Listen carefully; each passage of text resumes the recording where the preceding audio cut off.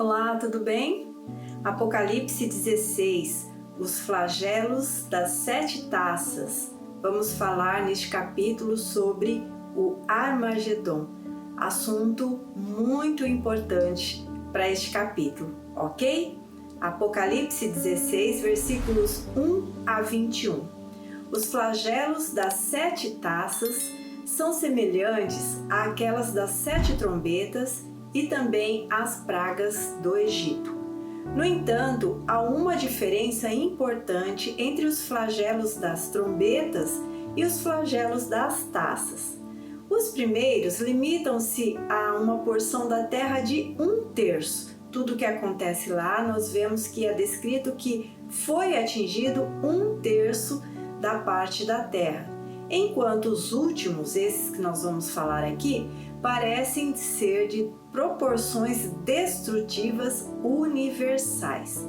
Os flagelos das taças são a resposta de Deus aos seus esforços finais e mais intensos de Satanás de destruir o reino de Deus. Alguns estudiosos associam os flagelos das taças como sendo os mesmos flagelos das 7 trombetas, porque existem muito paralelo entre eles e muita similaridade, nos textos. Porém, como nós já observamos, lá tudo atinge 1/3 da população mundial, e aqui são catástrofes então de proporções globais. A primeira taça, versículo 2: Ouvi vinda do santuário uma grande voz dizendo aos 7 anjos: Ide e derramai pela terra as 7 taças da cólera de Deus. Esta taça derrama então sobre a população úlceras malignas e perniciosas. Esta praga da primeira taça, como muito dessas últimas, recorda as pragas do Egito, semelhante à praga das úlceras que foram infligidas sobre os egípcios e afeta diretamente as pessoas. A segunda taça, versículo 3: Derramou o segundo a sua taça no mar, e o mar se tornou em sangue como de morto, e morreu todo ser vivente que havia no mar. Olha que situação terrível! Toda a água do mar então agora vai se tornar em sangue, e sangue mau cheiroso, como o cheiro de sangue de morto. Meu Deus, dá para imaginar isso? Águas do mar, aquilo que nós vemos que está no mundo inteiro cheirando como sangue de morto, é inimaginável, não é? Então o segundo flagelo transforma o mar em sangue, matando todas as criaturas do mar. E conforme a primeira praga egípcia, que está em Êxodo no capítulo 7:17, onde a segunda trombeta também afetou uma parte do mar, como nós vimos no capítulo 8, versículo 8, mas fala que é a terça parte, mas esta então se estende através de todos os mares. A terça taça, versículos 4 a 7. Derramou o terceiro a sua taça nos rios e nas fontes das águas, e se tornaram em sangue. Olha então, agora não só o mar, mas os rios e todas as fontes nascentes de águas, não? Versículo 5: Então ouvi o anjo das águas dizendo: Tu és justo, tu és o que eras, o santo, pois julgastes estas coisas, porquanto derramaram sangue de santos e profetas, também sangue lhes tens dado a beber. São dignos disso. Deus vinga na terra todo o sangue inocente dos seus servos, dos seus profetas, dos seus escolhidos que foi derramado. Deus dará em troca o sangue deles nas águas. O terceiro flagelo envenena os rios e fontes de águas, conforme também está na terceira trombeta, no capítulo 8, versículo 10 e 11. E estar embriagado com sangue, no Velho Testamento ou no Antigo Testamento, significa morte pela espada, conforme encontramos em Isaías 49, 26. A quarta taça, versículos 8 e 9. O quarto anjo derramou a sua taça sobre o sol, e foi-lhe dado queimar os homens com o sol, e foi-lhe dado queimar os homens com fogo.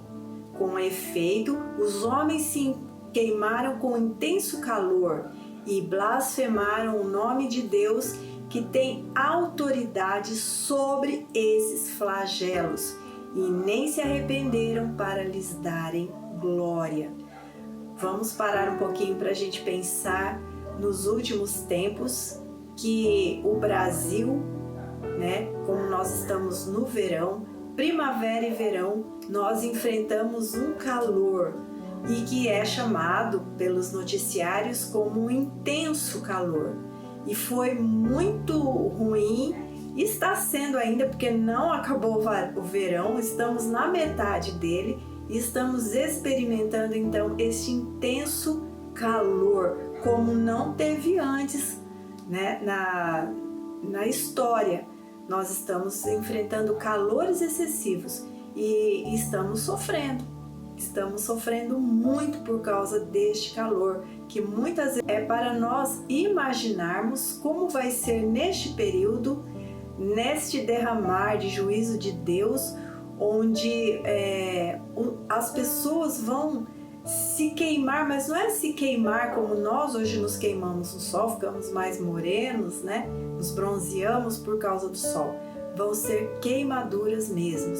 E diz o texto, foi-lhes dado queimar aos homens com fogo. Então se você for olhar pesquisas na internet sobre o sol, diz notícias falando de buracos que tem no sol, que está causando danos à terra. Eu creio que Deus vai usar da natureza, da ciência, da natureza física para infligir este mal aos homens. Versículo 9, como eu já li, diz: com efeito os homens se queimaram com intenso calor, mas eles blasfemaram o nome de Deus, que tem autoridade sobre esses flagelos. E interessante notar que mesmo eles passando tudo isso, eles não se arrependeram dos seus males e dos seus pecados e não deram glória a Deus. Ou seja, eles não reconhecem que a mão de Deus é quem está promovendo tudo isso. Não reconhece. A quarta taça fica então em contraste à quarta trombeta, que está no capítulo 8, versículo 12. O quarto flagelo produz calor excessivo do sol. Uma grande onda de calor insuportável se espalha pela terra, tão insuportável. A quinta taça, versículos 10 e 11 diz: derramou o quinto a sua taça sobre o trono da besta, cujo reino se tornou em trevas, e os homens remordiam a língua por causa da dor que sentiam. Versículo 11: e blasfemaram o Deus do céu por causa das angústias e das úlceras que sofriam, e não se arrependeram de suas obras. Então o quinto anjo derrama a sua taça. Agora não é mais nas pessoas, no mundo, mas agora é sobre o trono da besta. E Deus então começa a lançar confusão no domínio mundial do anticristo. Esse julgamento é específico, é centralizado então no quartel-geral, no quartel-general da besta, do anticristo e dos seus seguidores. Esta taça, versículos 12 a 14. E o sexto anjo derramou a sua taça sobre o grande rio Eufrates, e a sua água secou-se, para que se preparasse o caminho dos reis do Oriente.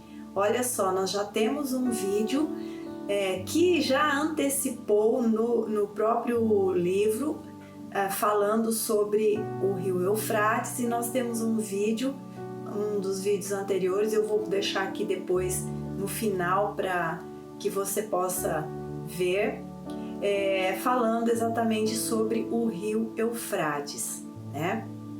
E se você for ver também, pesquisar na internet sobre este assunto, já sabemos que o rio está baixando as suas águas e ele já tem uma grande porção dele que já está seca. A profecia da palavra de Deus está se cumprindo desde já.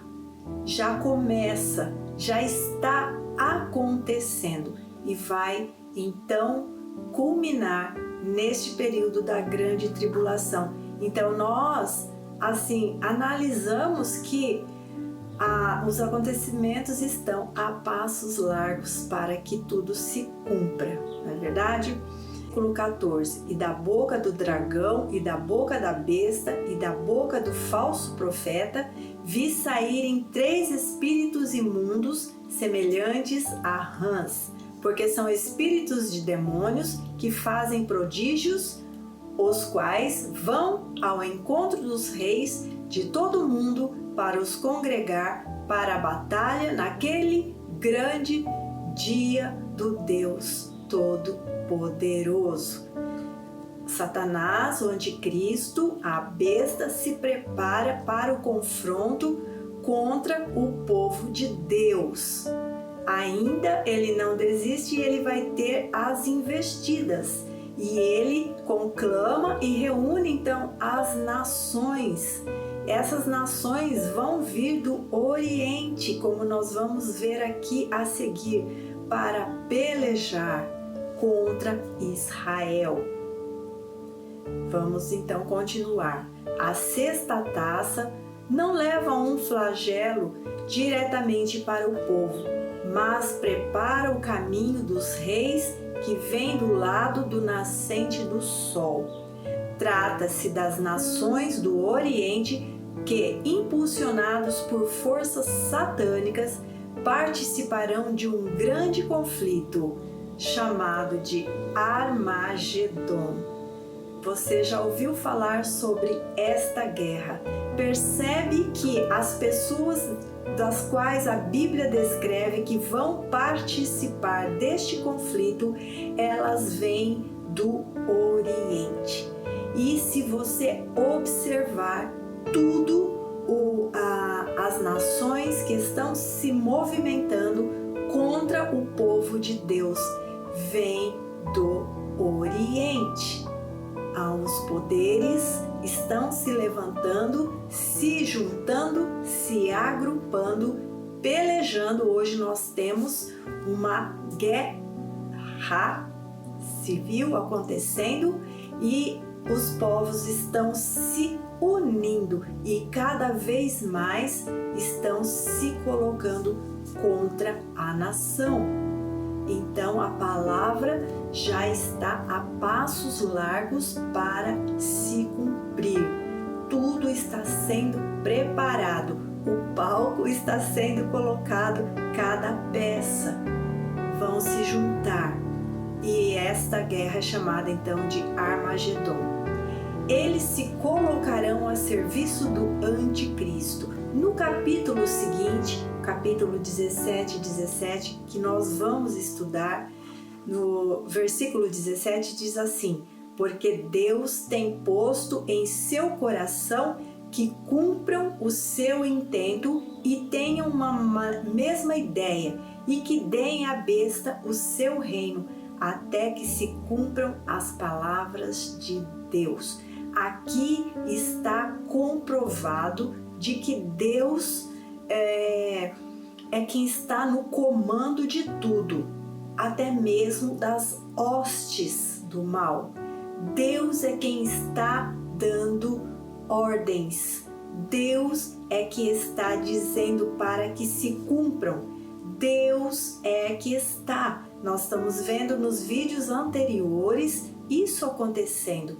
Deus dando poderes para que eles cumpram, porque o inimigo vai cumprir os juízos de Deus. Tem aqueles que são trazidos pelos anjos e derramado, mas tem aqueles que vão ser cumpridos porque vão ser usados, esses poderes da terra vão ser usados para se levantarem contra o povo de Deus.